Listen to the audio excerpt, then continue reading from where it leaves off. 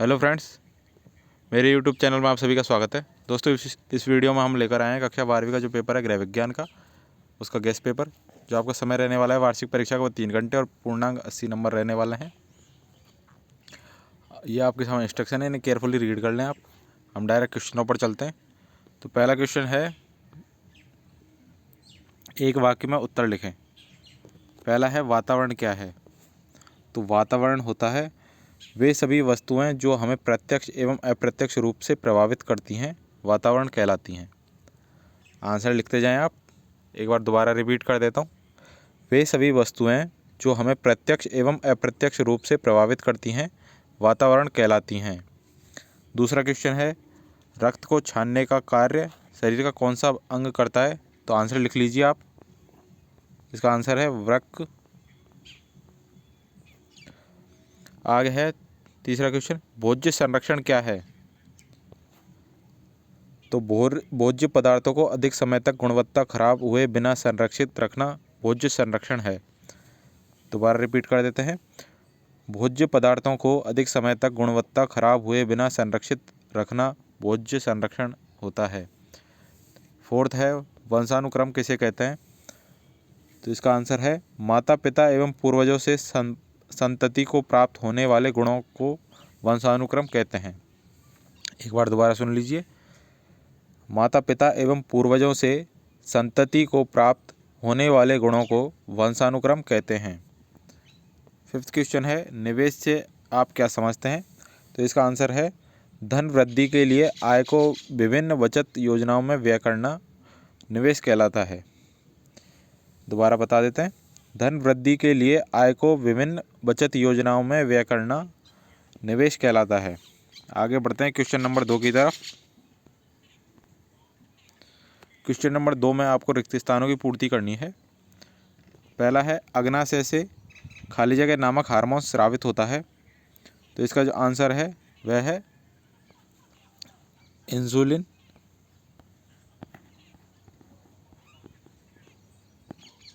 Insulin नामक hormone स्रावित होता है।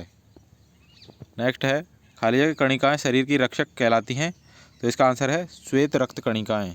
लिख लीजिए, श्वेत रक्त कणिकाएं। श्वेत रक्त कणिकाएं शरीर की रक्षक कहलाती हैं। नेक्स्ट है, अंडाशय से कौन सा हार्मोन स्रावित होता है? तो अंडाशय से होता है एस्ट्रोजन।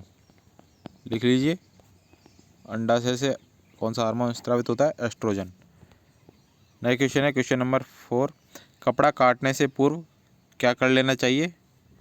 तो कपड़ा काटने से पूर्व ड्राफ्टिंग कर लेनी चाहिए। ड्राफ्टिंग यानी कि धो लेना चाहिए।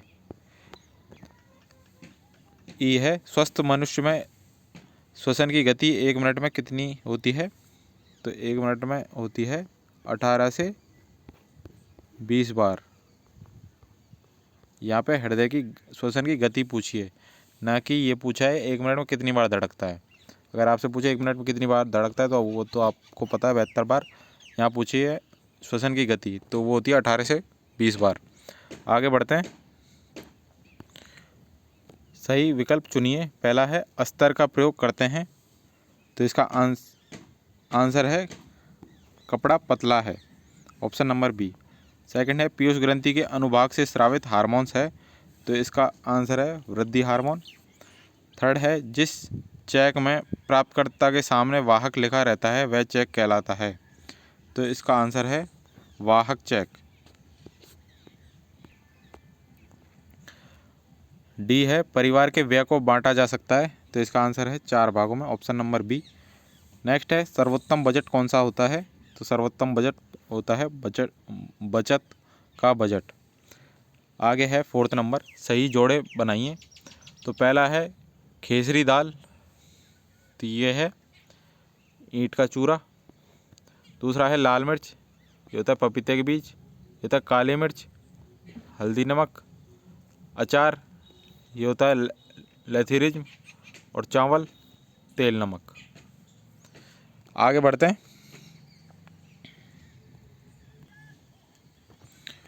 क्वेश्चन नंबर 5 है मनुष्य के श्वसन अंगों के नाम लिखिए। तो मनुष्य के श्वसन अंगों के नाम आप लिख सकते हैं नासिका, गला, श्वास नली,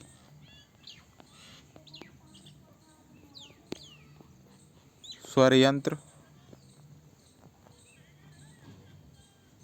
श्वसनी, फेफड़े और भी काफ़ी सारे हैं, इन सबको लिख सकते हैं। डायफ्राम हुआ, वक्षस्थल का पिंजरा हुआ, वायुकोश हुए, श्वसनिकाएँ हुई, ये सभी आप लिख सकते हैं। तो इस तरीके से लिखवाना पॉसिबल नहीं होगा। तो इन सब क्वेश्चन के जो भी अब क्वेश्चन आ रहे हैं सारे लॉन्ग क्वेश्चन हैं, तो इनके सॉल्यूशन हम आपको कॉपी में लिख के या फिर PDF में प्रोवाइड करवा देंगे। अभी आप क्वेश्चन देखते रहें। तो क्वेश्चन है अथवा में इसमें शरीर में रक्त शुद्धिकरण की प्रक्रिया को समझाइए। नेक्स्ट है 6 नंबर, पीयूष ग्रंथि के अग्रभाग से स्रावित होने वाले हार्मोन के नाम एवं कार्य लिखिए। या फिर थायराइड ग्रंथि से स्रावित हार्मोन के कार्य लिखिए। प्रश्न संख्या 7 है, रोगी का तापक्रम लेते समय किन किन बातों का ध्यान रखना चाहिए, अथवा रोगी को आहार देते समय किन किन बातों का ध्यान रखना चाहिए। प्रश्न संख्या 8 है, भोजन में साग भाजी के महत्व को स्पष्ट कीजिए, अथवा दालों एवं अनाजों को अंकुरित करने पर उनके पोषक तत्वों पर क्या प्रभाव पड़ता है वो बताइए। दोस्तों आगे बढ़ने से पहले आप सभी से रिक्वेस्ट है कि जिन्होंने चैनल को सब्सक्राइब नहीं किया है प्लीज़ वो सब्सक्राइब कर लें और नोटिफिकेशन बेल को ऑन कर लें, जिससे आपको हर वीडियो की अपडेट टाइम से मिल सके। और डिस्क्रिप्शन में हमारे टेलीग्राम चैनल का लिंक है, उसे भी आप फॉलो करके रखें, जिससे वहाँ से भी आपको सारी अपडेट और PDF वगैरह मिल सके। तो आइए बढ़ते हैं आगे। प्रश्न संख्या 9 है, नायलॉन के वस्त्रों की विशेषताएं लिखिए, अथवा रेयॉन के वस्त्रों की विशेषताएं लिखिए। प्रश्न संख्या 10 है, वंशानुक्रम पर प्रभाव डालने वाले कारकों को समझाइए, अथवा बाह्य वातावरण को प्रभावित करने वाले कारकों को समझाइए। प्रश्न संख्या 11 है, ड्राफ्टिंग के लिए आवश्यक विभिन्न उपकरणों के नाम लिखिए, अथवा पेपर पैटर्न तैयार करने के लाभ हैं समझाइए। नेक्स्ट है 12 नंबर, हृदय की आंतरिक रचना का स्वच्छ नामांकित चित्र बनाइए, अथवा उत्सर्जन तंत्र का स्वच्छ नामांकित चित्र बनाइए। प्रश्न संख्या 13 है, भोज्य संरक्षण का क्या महत्व समझाइए, अथवा भोज्य संरक्षण की विधियां कौन कौन सी हैं संक्षिप्त में समझाइए। प्रश्न संख्या 14 है, मिलावट का शरीर पर क्या प्रभाव पड़ता है समझाइए, या फिर मिलावट के क्या कारण समझाइए। प्रश्न संख्या 15 है, बजट का क्या महत्व है स्पष्ट कीजिए, या फिर साधनों की विशेषताएं समझाइए। प्रश्न संख्या 16 है, कुपोषण के कारणों की व्याख्या कीजिए, अथवा दूध एक संपूर्ण आहार है इस कथन की व्याख्या कीजिए। तो दोस्तों ये थे सारे इंपॉर्टेंट क्वेश्चन जो आपने अभी देखे। तो चैनल को सब्सक्राइब करना ना भूलें, ज़्यादा से ज़्यादा शेयर करें, और थोड़ी देर में हम आपको लॉन्ग क्वेश्चनों के सॉल्यूशन प्रोवाइड करवा देंगे। तो मिलते हैं नेक्स्ट वीडियो में, तब तक के लिए सभी को best of luck. Thank you.